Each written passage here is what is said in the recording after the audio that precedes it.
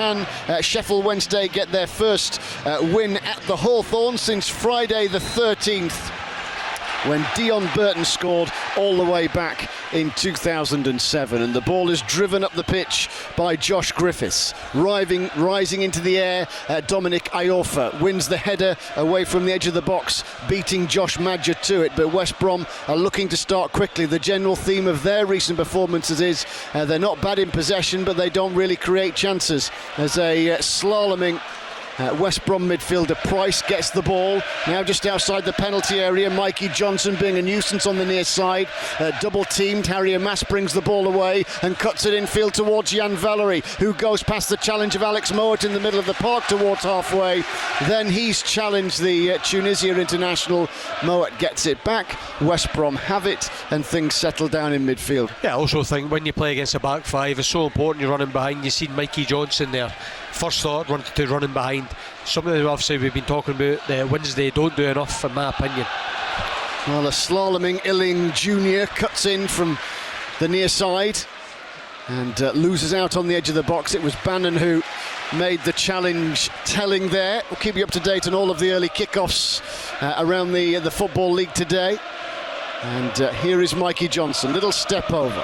He will turn. The young winger with short dark hair gets the shot off, and it needed saving just in the nick of time from Ethan Horvath. That he dropped down, pouncing to his left-hand side, clawing it away. Left-footed effort from Mikey Johnson there. Almost caught Wednesday cold. It's so detailed. For me, you need just a bit of balance. Sometimes you just need to go and play. It's quite because managers will say, you can compile all the detail you want, it's how then you pass that on to the player who won't take it all in. They just won't, nobody would. As Ingelsson breaks clear, beating Gilchrist, in goes Ingelsson! And the left-footed effort with a bit of bend sears in at the near post of Josh Griffiths, who makes the save at his near post. Punched his left fist into his right palm as if to sort of say, look, we need to get into teams like this a bit more. But it's the Wednesday fans who are making the noise at the moment. Everybody's facing the ball as Diakite, the languid defensive midfielder for the Baggies, threads it forward. Isaac Price is nudged out of the way. Diakite will wrestle it back from Jamal Lowe. Diakite drops his shoulder, turns. Infield it comes to Illing Jr. Illing Jr. will be forced to just prod it back. Max Lowe stood his ground well there. Wednesday win it back. Barry Bannon says, give it here to Harry Amass. The pair interchange passes. Harry Amass is able to ride the attention on him from Gilchrist, and here's Max Lowe losing out. Bit of a hospital pass picked up here by Gilchrist to Mowat. Then the shooting opportunity, another good save from Horvath, kept in at the dead ball line by Madger, and Ethan Horvath keeps the score line at 0. Not for the first time today. West Brom were building pressure, then the shot came from West Bromwich Albion, well saved. It's pushed away, but it will be a corner. Wednesday chase, and Ugbo goes through on the goalkeeper, but Josh Griffiths will clear it away. He's the number one this season after being there or thereabouts for a while now. Josh Griffiths, as Wednesday send the ball in, back stick, and it's low. Didn't make contact, both Ugbo and he flung himself at the ball. It came to Jamal Lowe in the end, but they neither could turn the shot goal bound, and West Brom were able to clear it away. Here is Mikey Johnson, former Celtic youngster, steadies himself, bends it high, right-footed, heads will go up into the penalty area, maybe an opportunity for Madger, and on the stretch it's cleared behind. Shots from distance from Johnson and Mowat, both saved by Horvath as the corner comes in. And stooping down low,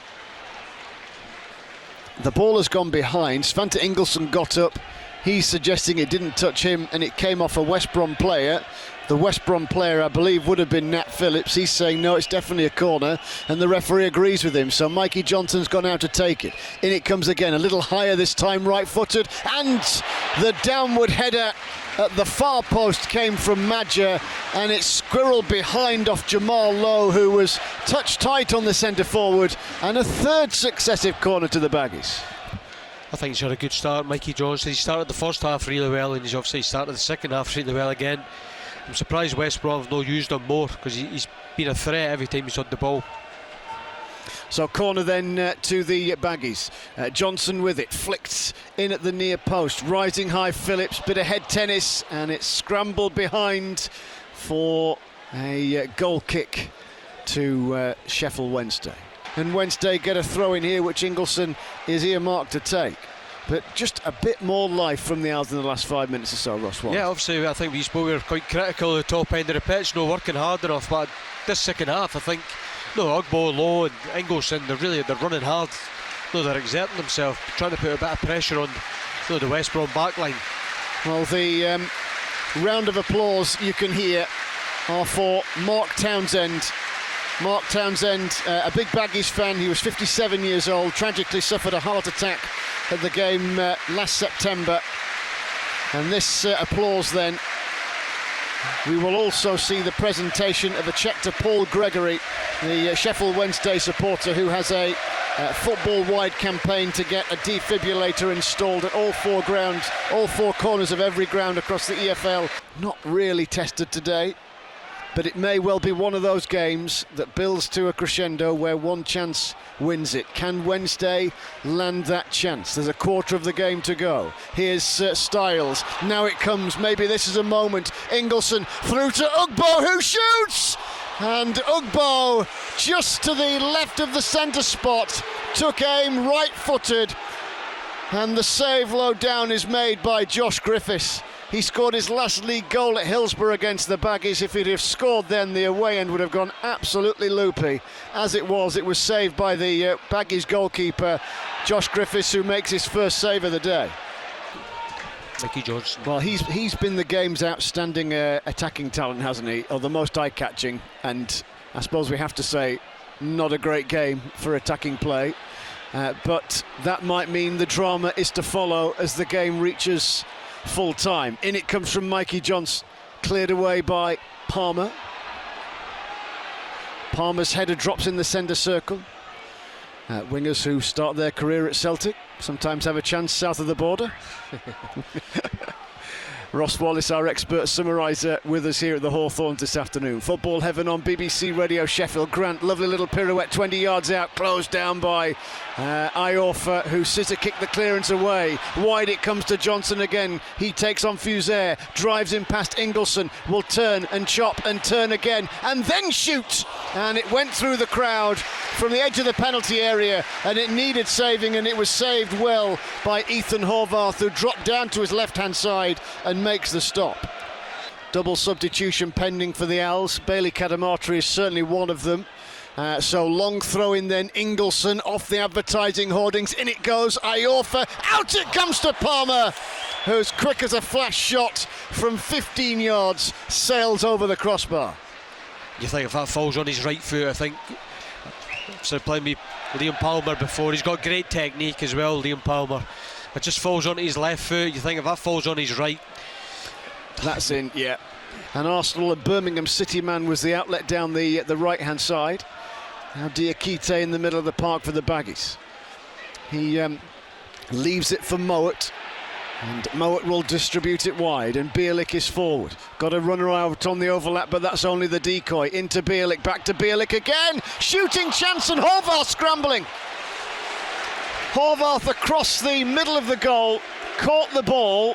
Now, this would be one where it would be handy to see a video replay as to who got the final touch. Look, either way it needed stopping, otherwise it was going in. But Ethan Horvath there from an overstretching Dominic Iorfa by the looks of things here. And he's okay.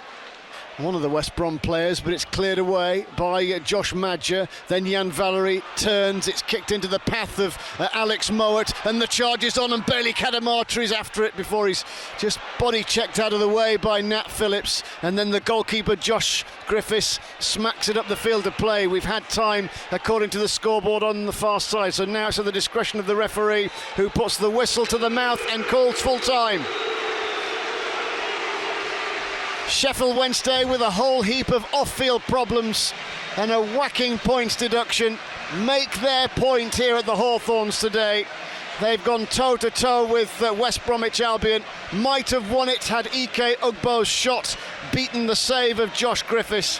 But kept at arm's length the Baggies as Ethan Horvath twice denied Mikey Johnson, and the share of the spoils is a point apiece, but a good point for Sheffield Wednesday. They fought well again, Ross Wallace. Yeah, again, it wasn't a classic. It wasn't a classic game, but which is a fantastic point for Wednesday. You know,